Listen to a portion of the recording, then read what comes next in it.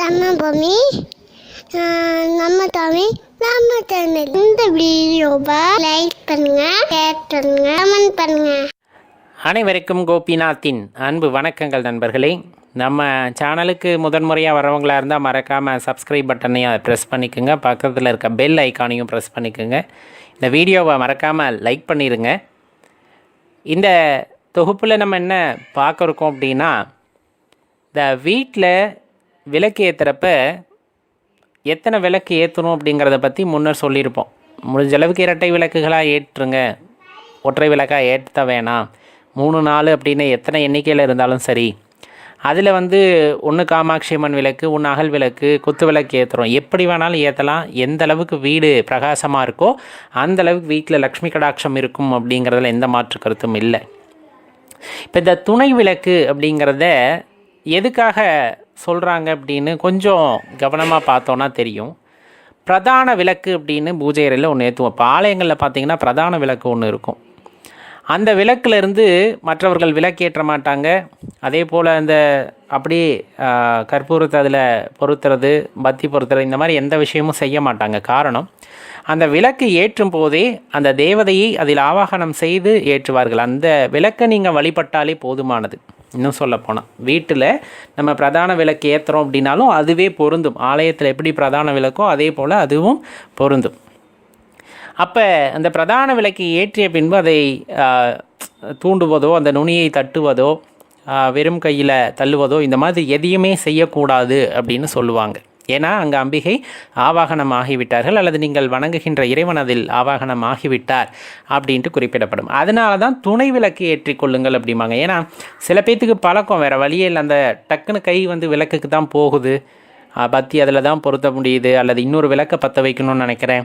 இந்த மாதிரி இருக்கிறவங்க கண்டிப்பாக அந்த பிரதான விளக்கை தொந்தரவு செய்து விடக்கூடாது அப்படிங்கிறதுக்காக அந்த துணை விளக்கை ஏற்றிக்கொள்ளுங்கள் அப்படிங்க. துணை விளக்கு அகல் விளக்காக இருக்கலாம், இல்லை நீங்கள் சின்னதாக பித்தளையில் ஒரு விளக்கு வச்சுருக்கலாம், இந்த மாதிரி எது வேணாலும் இருக்கலாம். ஆனால் பிரதான விளக்கு ஒன்று, அந்த விளக்கை ஏற்றிவிட்டால் அதை தொந்தரவு செய்யக்கூடாது. அந்த திரியை தூண்டுவதற்கு கூட தூண்டி தனியாக வைத்திருப்பார்களே தவிர கையில் தள்ளக்கூடாது. அதே போல் அது நுனியை தட்டக்கூடாது. இந்த மாதிரி சில விஷயங்கள் இருப்பதன் காரணமாகத்தான் துணை விளக்கு ஏற்றுங்கள் அப்படின்னு சொல்கிறது.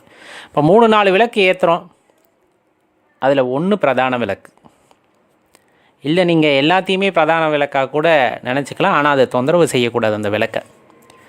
ரொம்ப முக்கியமான விஷயம், வீட்டில் பெண்கள் இருக்கிறாங்க அப்படின்னா விளக்கு ஏற்றுவது அப்படிங்கிறது அவர்கள் செய்ய வேண்டிய முதன்மையான விஷயம். இப்போ ஆண்கள் வழிபட போகிறோம் அப்படின்னா நம்ம விளக்கு ஏற்றுறோம் அப்படிங்கும்போது அதில் முதல்ல தெரிஞ்சுக்க வேண்டியது, வீட்டில் பெண்கள் இருந்தால் அவங்க தான் ஏற்றணும் அப்படிங்கிறது ஐதீகம். மகாலட்சுமி கையால் அந்த விளக்கு ஏற்றுறது அப்படிங்கிறது. இல்லை வீட்டில் பெண்கள் இல்லை, இப்போ ஆண்கள் ஏற்றுறாங்க அப்படிங்கும்போது வேறு வழியே இல்லை அப்படிங்கும்போது ஏற்றலாம். ஆனால் அவங்க தான் குளிர்விக்கணும், ஆண்கள் தான் குளிர்விக்க வேண்டும்.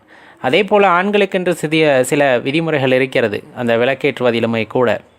இப்போ விளக்கு ஏற்றுறாங்க அப்படின்னா ஒரு பூவை அந்த இடத்துல சமர்ப்பணம் செய்து அதற்கப்புறம் விளக்கு ஏற்றுவது அப்படிங்கிறதும் ரொம்ப முக்கியமான விஷயம், ஆண்கள் செய்ய வேண்டியது. அதுவும் பெண்களுமே அதையே செய்யலாம். இன்னும் சொல்லப்போனால் அந்த விளக்கு ஏற்றுவதற்கு முன், அந்த விளக்குக்கு முன்னாடி கொஞ்சமாக அரிசி அல்லது சில பேர் நாணயங்கள் வைப்பாங்க, சில பேர் பூ வைப்பாங்க.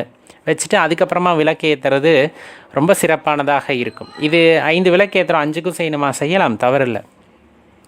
சில பேர் நாணயங்களை வைக்கிறாங்க அப்படின்னா அதை எடுத்து அடுத்த நாள் உண்டியலில் போட்டு வச்சு தெய்வ காரியங்களுக்கு பயன்படுத்துவார்கள்.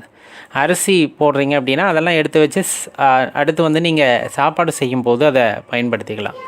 இந்த மாதிரி விஷயங்களை கடைப்பிடிக்கிறது நல்லது. அப்போ பூஜை அறையிலையோ வீட்லேயோ நீங்கள் விளக்கு ஏற்றுறீங்க அப்படின்னா பிரதான விளக்கு 1, துணை விளக்கு 1ன்னு 2 ஏற்றலாம். இல்லை நான் 3 4 5ன்னு ஏற்றுறேன், குத்து விளக்கு 5 முகம் ஏற்றுறேன், தாராளமாக ஏற்றலாம். எந்த மாற்று கருத்துமே இல்லை. ஆனால் எக்காரணத்தை கொண்டும் பிரதான விளக்கை, அம்பிகை ஆவாகனமான விளக்கை தொந்தரவு மட்டும் செய்யக்கூடாது அப்படிங்கிறதுக்காகத்தான் திரும்ப இதை சொல்லிக்க வேண்டியது இருக்கிறது. நண்பர்களே, மறக்காமல் கடைப்பிடித்து வாருங்கள். அதில் ரொம்ப முக்கியமான விஷயம், சொன்னாலும் இந்த இதில் ஏற்றுக்கிற மனநிலையிலும் யாரும் இல்லை. இந்த விளக்குக்கு திரி போடுறோம் இல்லைங்களா, அந்த திரி அப்படிங்கிறது ரொம்ப முக்கியமான விஷயம். தினமும் புதுசாக மாற்றணும் அப்படின்னு சொல்லப்படும். சொன்னால் அப்புறம் அந்தளவுக்கு நாங்கள் வசதியானவங்களா அப்படி இப்படின்னு எதிர்மறையாக யோசிக்கக்கூடாது. ஒரு நாள் அந்த நேரத்துக்கு எரியிற மாதிரியான திரியை போட்டுக்கலாம், தப்பு கிடையாது. அது பயன்படுத்தினதுவே திருப்பி பயன்படுத்தக்கூடாது அப்படின்னு சொல்லுவாங்க. அது நிதர்சனமாக காணக்கூடிய உண்மையும் கூட. இப்போ ஒரு விளக்கு ஏற்றுறோம், அந்த விளக்கை குளிர் வச்சிட்டோன்னா அந்த திரியை எடுத்து தனியாக வச்சுக்கணும். புது திரி தான் போட்டு ஏற்றணும். முடிஞ்சால் விளக்கை அடிக்கடி சுத்தப்படுத்திடணும். அதில் கீழே அந்த கசடுகள் தங்க விடக்கூடாது. குத்து விளக்காக இருந்தாலும் அப்படித்தான், எல்லா பகுதியுமே சுத்தமாக இருக்கணும். குத்து விளக்கை அம்பிகையோட வடிவமாகவே சொல்லுவாங்க. அதே போல் தான் விளக்கும். கஜலக்ஷ்மி விளக்குனா கஜலக்ஷ்மி அம்மா அங்கே இருக்காங்க, அப்போ சுத்தமான இடத்துல தான் லக்ஷ்மி வாசம் செய்வாங்க. அப்படின்னா விளக்கில் அசுத்தங்கள் படியுது அப்படின்னா எப்படி அங்கே எப்படி லக்ஷ்மி வாசம் செய்வாங்க இல்லையா? அப்போ விளக்கு சுத்தமாக இருக்கணும். சில பேர் அந்த திரி முழுமையாக எரிந்து கறிப்பிடித்திருக்கும், அதெல்லாம் சுத்தப்படுத்திட்டு அதுக்கப்புறம் தான் நீங்கள் என்ன பண்ணணும் அப்படின்னா விளக்கு ஏற்ற வேண்டும். விளக்கு ஏற்றிட்டிங்கன்னா சுற்றி இருக்கக்கூடிய துர்தேவதைகள் எல்லாம் ஓடிடும். அந்த வெளிச்சம் பரவ துர்தேவதைகள் அப்படிங்கிறது கிட்ட அண்டவே அண்டாது. இப்போ வீட்டில் தினசரி விளக்கேற்றணும். இது இப்போ எல்லோரும் பழகிக்கிட்டாங்க. முன்னதான் வெள்ளிக்கிழமை செவ்வாய்க்கிழமை இப்போ எல்லார் வீட்லேயும் மறக்காமல் இந்த விளக்கேற்றுகின்ற பழக்கமானது இருக்கிறது. அதில் எந்த மாற்று கருத்தும் இல்லை. இருந்தாலும் முறையாக அது என்ன செய்ய வேண்டுமோ செய்து ஏற்ற வேண்டும். சில பேர் அணையா விளக்கு ஏற்றுவாங்க,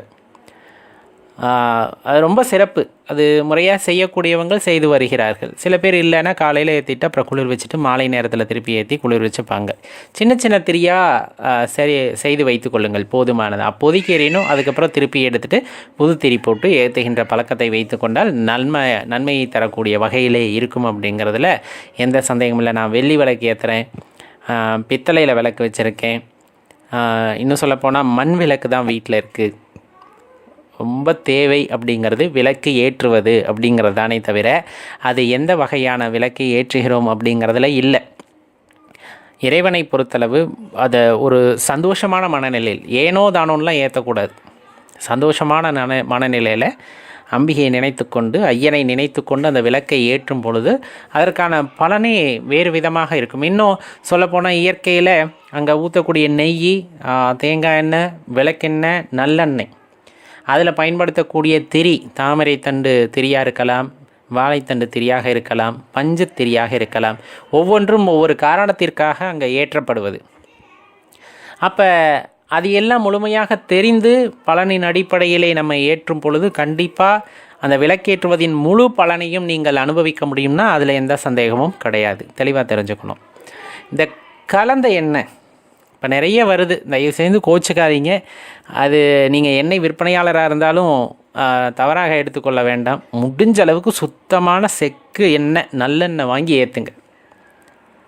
அதே போல் விளக்கெண்ணெய், அதுவும் சுத்தமான எண்ணெய். நெய், இதெல்லாம் எங்கே கிடைக்கும் அப்படின்னு பார்த்தீங்கன்னா நம்மளாம் ஆடை எடுத்து வச்சு பண்ணலாம், இல்லைன்னா டீ கடையில் கேட்டால் அவங்க அந்த ஆடை எடுத்து அடித்து தருவாங்க. அந்த மாதிரி நம்மளாக செய்கிற நெய்யாக இருந்ததுன்னா இன்னும் சிறப்பு. ஏன்னா எல்லாத்துலேயும் கொஞ்சம் கொஞ்சம் கலந்துடுறாங்க இல்லையா? அதுலேயும் அந்த கூட்டு எண்ணெய் அப்படிங்கிறது நம்மளாக வாங்கி கூட்டி தேவைப்படுறப்ப ஏற்றிக்கணும். இந்த பஞ்சக்கூட்டு எண்ணெய் அப்படின்லாம் சொல்கிறதெல்லாம் தோஷத்துக்காக, சில தோஷத்துக்காக ஏற்றுவது. அதெல்லாம் நம்மளுக்கு இல்லைன்னா வீட்டில் ஏற்றக்கூடாது. சுத்தமான நல்லெண்ணெயில் ஏற்றலாம், நெய்யில் ஏற்றலாம், விளக்கெண்ணெயில் ஏற்றலாமே தவிர இந்த கூட்டு எண்ணெய்களை வீட்டில் ஏற்றுவதை தவிர்த்து கொள்ளணும். யாராச்சும் பரிந்துரை செய்தால் உங்களுக்கு இந்த பிரச்சனை இருக்குது, அதுலேருந்து நீங்கள் மீண்டு வரணுன்னா இதை ஏற்றுங்கன்னு சொன்னால் ஏற்றலாம், இல்லாமல் நம்ம முயற்சித்து பார்க்கக்கூடாது அப்படிங்கிறதையும் தெரிஞ்சுக்குங்க. ஒவ்வொரு வகையில் வாழ்க்கையானது மாறும். சில பேர்த்துக்கு பார்த்திங்கன்னா 50-60 வயசு வரலும் ரொம்ப கஷ்டப்பட்டுருப்பாங்க. 60 வயசுக்கு மேலே திடீர்னு அவங்க வாழ்க்கையில் ஒரு மாற்றம் ஏற்பட்டிருக்கும். பொருளாதார ரீதியாகவும் சரி, அந்தஸ்து ரீதியாகவும் சரி, திடீர்னு ஒரு உயர்ந்த நிலைக்கு செல்வார்கள். அதே இன்னொரு பக்கத்தில் எடுத்தால் பிறந்ததுலேருந்தே ரொம்ப கோடீஸ்வரராக வாழ்ந்திருப்பாங்க, உங்கள் கண்ணு முன்னாடியே நீங்கள் பார்த்துருப்பீங்க. ஆனால் ஒரு குறிப்பிட்ட காலகட்டத்துக்கு அப்புறம் பார்த்தோம்னா சாப்பிட்றதுக்கே சாப்பாடு இல்லாமல் ரொம்ப கஷ்டப்படுவாங்க. இந்த மாதிரி வாழ்க்கையானது ஒரு நிமிடத்தில் மாறிவிடுகிறது. அது என்ன காரணம் ஏதெல்லாம் இல்லை, நம்ம வாங்கி வந்த வரத்தின் காரணமாக, செய்த கர்மாவின் காரணமாக காலமானது நமக்கு தேவையானவற்றை தேவையான நேரத்தில் கொடுக்கிறது அப்படிங்கிறதுல எந்த ஐயப்பாடுமே கிடையாது.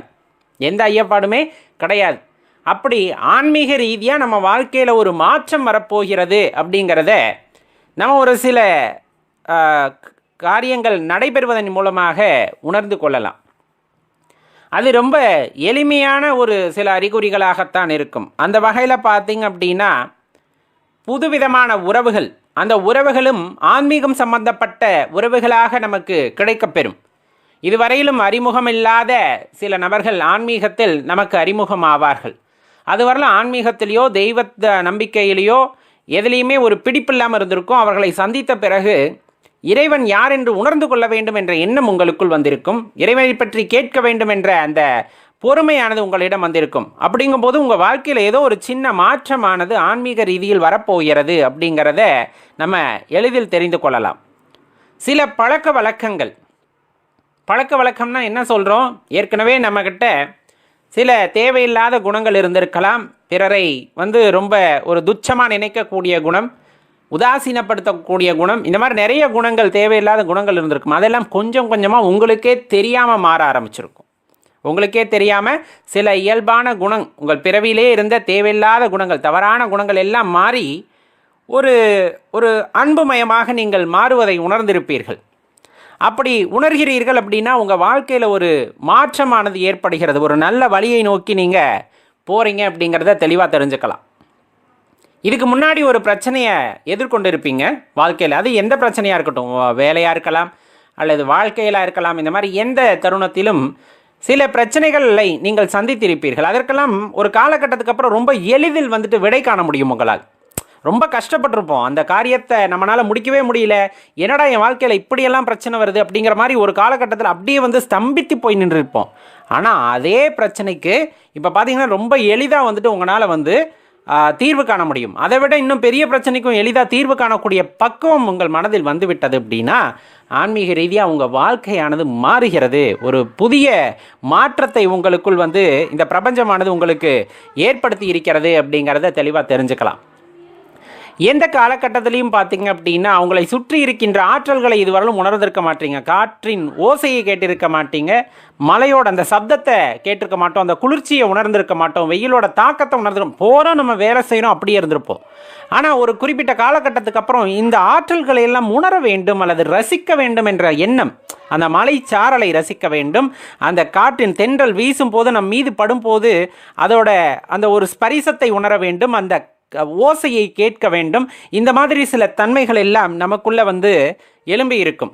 அப்போல்லாம் தெரிஞ்சுக்க, அந்த இயற்கையை ரசிப்பதற்கு நாம் முயற்சி செய்கின்றோம் அப்படிங்கும் போதே நம்மளுக்குள்ள ஒரு மாற்றமானது ஆன்மீக ரீதியாக ஏற்படுகிறது அல்லது நீங்கள் முன்னிருந்த நிலைமையை அது மாற்றுகிறது அப்படிங்கிறத நம்ம தெரிஞ்சுக்கலாம். ஒரு குறிப்பிட்ட காலகட்டத்தில் நம்மளால் எதுலேயுமே ஒரு நிலைப்பாட்டை உறுதியாக எடுத்திருக்க முடியாது. ஒரு முடிவை நம்மளால் எடுக்க முடியாமல் ரொம்ப தடுமாறி இருப்போம். ஆனால் இப்போ நம்ம சொல்கிற மாதிரி உங்கள் வாழ்க்கை இன்னொரு பரிமாணத்திற்கு செல்கிறது அப்படிங்கும்போது அப்போ உங்களால் எதையும் ஒரு உற்று நோக்கி அதில் உள்ள உண்மையை அறிந்து அதில் என்ன உண்மை பொதிந்திருக்கிறது என்பதை தெரிந்து கொண்டு உங்களால் முடிவெடுக்க முடியும். இந்த ஃபோக்கஸ் அப்படின்னு சொல்லுவாங்க இல்லைங்களா, உங்களோட கவனமானது சிதறாமல் ஒரு புள்ளியிலே குவிந்திருக்கும். எளிதில் உங்களால் அந்த முடிவை எடுக்கக்கூடிய ஆற்றல் உடையவர்களாக நீங்கள் மாறியிருப்பீர்கள். அப்படிங்கும் போதே அது எப்போவுமே உங்களுக்கு சாதகமான ஒரு நிலையைத்தான் அங்கே உண்டாக்கி இருக்கும் அப்படிங்கிறத நம்ம தெரிஞ்சுக்கலாம். இன்னொன்று, உணர்ச்சிகளை உள்ளபடி நீங்கள் வெளிப்படுத்துவீர்கள். அது என்ன? உணர்ச்சிகளை உள்ளபடி நம்ம ஏற்கனவே கோபம், தாபம் இந்த மாதிரியெல்லாம் நிறைய பார்த்துருப்போம்.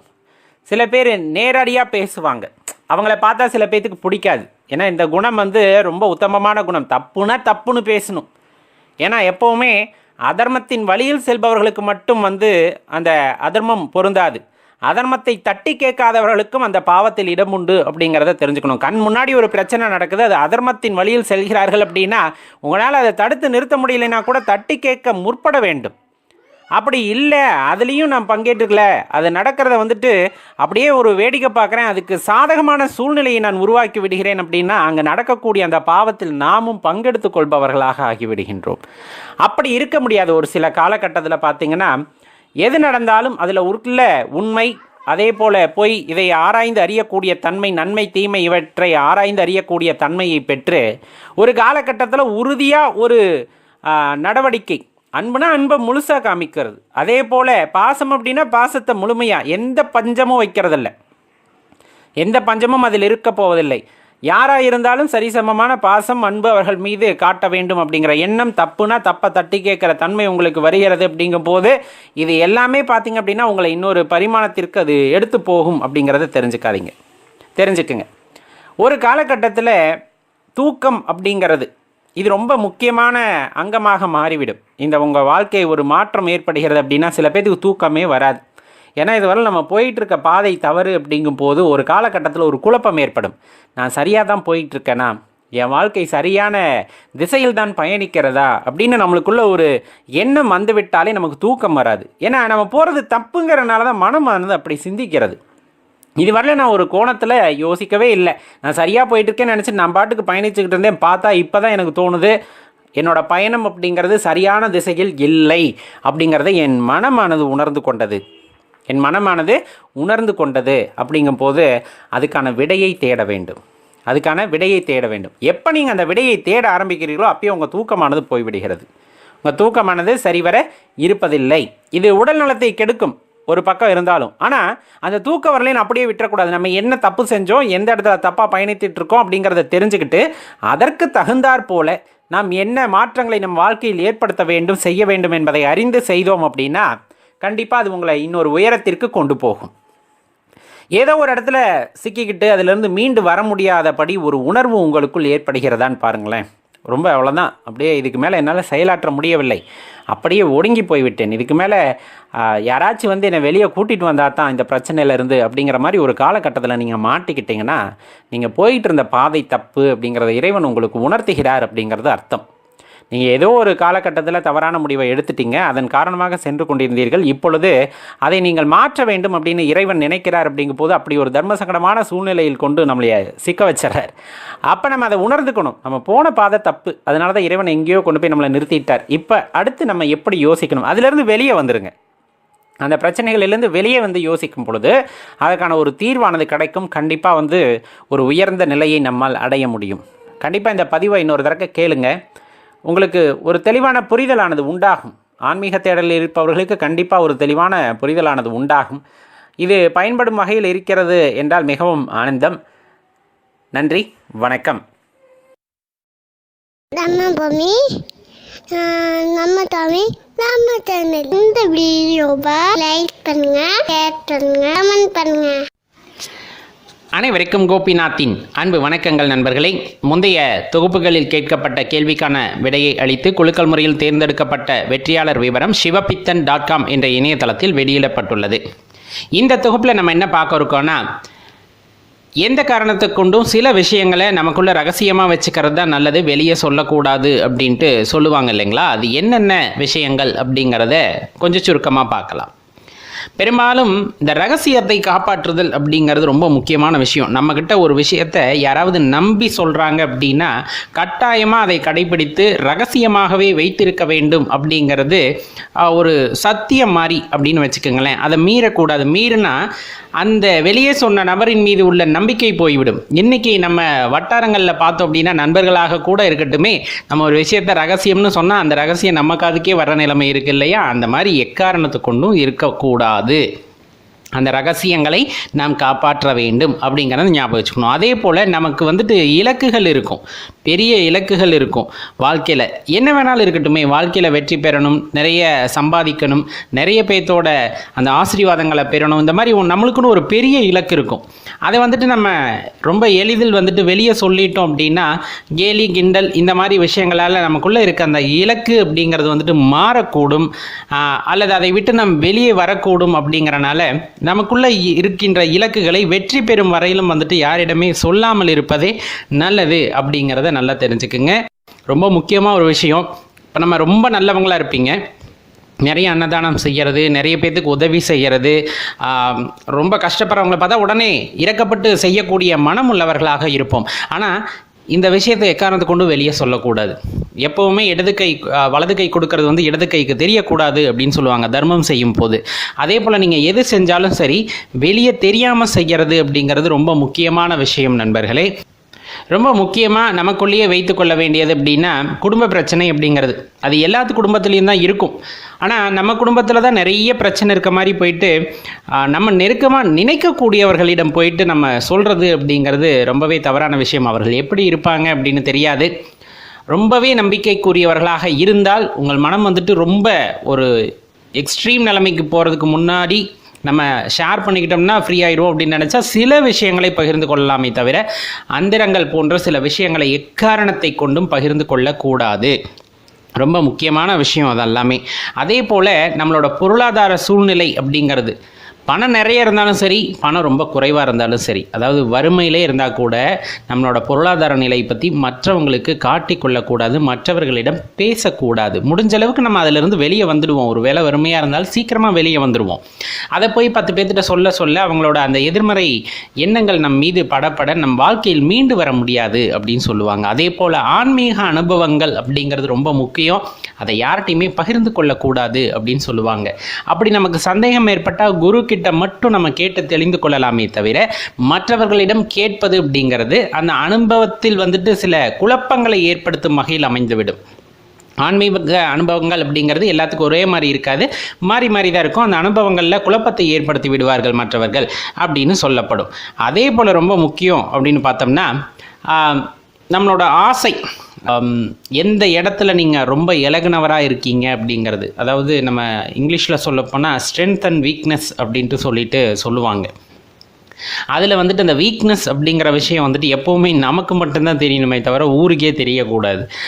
ஏன்னா எல்லாத்துக்குமே இருக்கும். உங்களை எப்படி வீழ்த்தலாம் அப்படிங்கிறத நீங்களே சொல்லி கொடுக்குற மாதிரி ஆகிடும். இந்த இடத்துல நான் ரொம்ப இந்த விஷயத்தில் நான் ரொம்ப வீக்னஸ் உடையவர் அப்படின்ட்டு நீங்கள் ஓப்பனாக வெளியே சொல்கிறீங்கன்னா என்ன அர்த்தம்னா நம்மளை நாமே அழித்து கொள்வதற்கு வழியை காட்டுகின்றோம் அப்படிங்கிறத ரொம்ப முக்கியம்.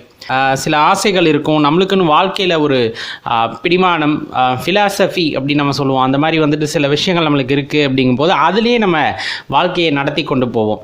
அந்த ஆசைகளையும் வந்துட்டு மற்ற யாரிடமும் வந்துட்டு கூறாமல் இருப்பது ரொம்பவே நல்லது அப்படிம்பாங்க. அதனால தான் சொல்கிறது, சில விஷயங்கள், இது போன்ற சில விஷயங்களை வந்துட்டு நாம் பிறரிடம் பகிர்ந்து கொள்ளாமல் இருப்பது அல்லது அதை ரகசியமாக கட்டி காக்க வேண்டியது ரொம்பவும் முக்கியமான விஷயம் அப்படிங்கிறத மனதில் கொள்ளுங்கள் நண்பர்களே.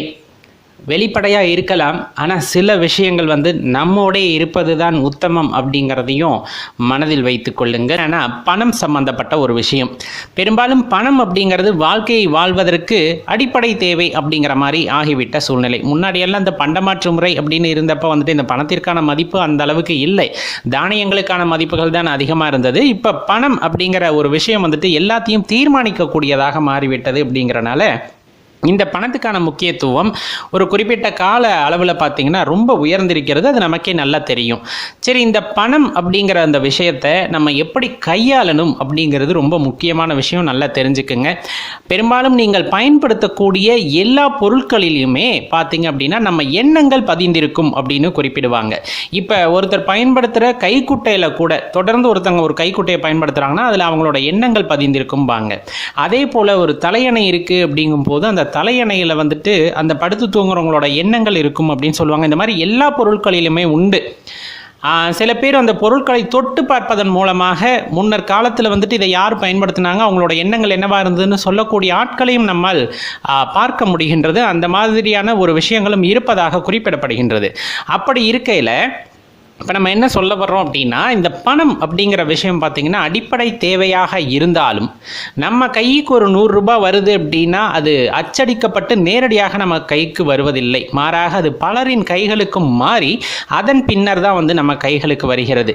அது பல தேவைகளுக்காக அது பயன்படுத்தப்பட்டிருக்கலாம். நல்ல காரியம், கெட்ட காரியம், எதுவாக இருந்தாலும் சரி, அவர்களின் எண்ணங்கள் அப்பொழுது எப்படி இருந்ததோ அந்த எண்ணங்களின் அந்த பதிப்பு அந்த ரூபாய் நோட்டுகளிலோ நாணயங்களிலோ இருப்பதற்கான வாய்ப்புகள் கொஞ்சம் அதிகம்தான் அப்படிங்கிறத நம்ம நல்லா தெரிஞ்சுக்கணும். அதுக்காக வந்துட்டு ரூபாய் நோட்டு வந்தமே தண்ணியில் போட்டு நம்ம கழுவ முடியாது.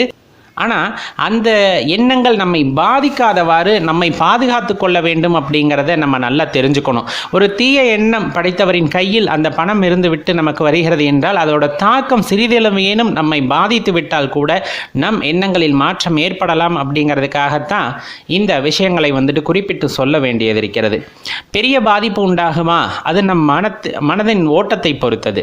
இப்போ நம்ம என்ன பண்ணலாம் அப்படின்னா, நீங்கள் பணத்தை மற்றவர்களிடம் கொடுக்கிறீர்கள் அல்லது வாங்குகிறீர்கள் அப்படிங்கும் போது எல்லா சந்தர்ப்பங்களிலும் நம்மை நேர்மறையாக வைத்துக்கொண்டு சில மந்திரங்களை உச்சரித்து அந்த பணத்தை கொடுப்பதோ அல்லது அந்த பணத்தை வாங்கும் பொழுது நமது எண்ணங்கள், அதாவது நம்மளோட எண்ணங்களோட அளவு அதிகமாக இருக்கும் போது அதில் எதிர்மறையான எண்ணங்கள் அந்த பணத்தில் இருந்தால் கூட அது எப்போதும் நம்மை பாதிக்காது அப்படிங்கிறத நல்லா தெரிஞ்சுக்கணும். அதுக்காக தான் சொல்லப்படுறது. இப்போ நீங்கள் ஒருத்தருக்கு பணம் கொடுக்குறீங்க அப்படிங்கும் போதும் மனம் மகிழ்ந்து இப்போ உங்களோட இஷ்ட தெய்வ மந்திரத்தை சொன்னால் போதும். இப்போ நீங்கள் விநாயகரை வழிபடுறீங்க அப்படின்னா ஓம் விநாயகா போற்றி அப்படின்னு சொல்லி கொடுக்கலாம். முருகரை வழிபடுறீங்கன்னா அரோகரா அப்படின்னு சொல்லி கொடுக்கலாம். சிவனை வழிபடுறீங்கன்னா ஓம் நம சிவாய அப்படின்னு சொல்லி கொடுக்கலாம். இப்போ நம்ம பெருமாளை வழிபடுறவங்களா இருக்கிறோமா நாராயணா அப்படின்னு சொல்லி கொடுக்கலாம், இல்லை வாங்கலாம். அப்படிங்கும் போது நம்ம எண்ணங்களின் மதிப்பு அந்த இடத்துல உயர்கிறது. அப்போ அந்த ரூபாய் நோட்டுகளின் மூலமாகவோ மற்ற பொருட்களின் மூலமாகவோ எண்ண தாக்கம் நம்மை பாதிக்காதவாறு நம்மை பாதுகாத்து கொள்ளலாம் அப்படிங்கிறத ஞாபகம் வச்சுக்கோங்க. அதனால இனிமேல் பண பரிவர்த்தனை பண்ணுறீங்க, இல்லை பொருட்களை யாருக்காச்சும் கொடுக்குறீங்க வாங்குறீங்க அப்படிங்கும் போதெல்லாம் நம்மளோட இஷ்ட தெய்வ மந்திரத்தை சொல்லி கொடுப்பதும் வாங்குவதும் மிகவும் உத்தமமானதாக இருக்கும். அதில் இருக்கக்கூடிய எதிர்மறை எண்ணங்களின் தாக்கம் நம்மை பாதிக்காதவாறு நம்மை பாதுகாத்து கொள்ளலாம் அப்படிங்கிறத மனதில் வைத்துக் கொள்ளுங்கள். கண்டிப்பாக இது பயனுள்ளதாக இருக்கும் நண்பர்களே. உங்கள் நண்பர்களோடையும் பகிர்ந்துக்குங்க. நன்றி, வணக்கம். உங்களோட ஆன்மீக அனுபவங்களை பகிர்ந்து கொள்ள சிவபித்தன்.com அப்படிங்கிற நம்ம இணையதளத்திற்கு சென்று பதிவிடுங்கள்.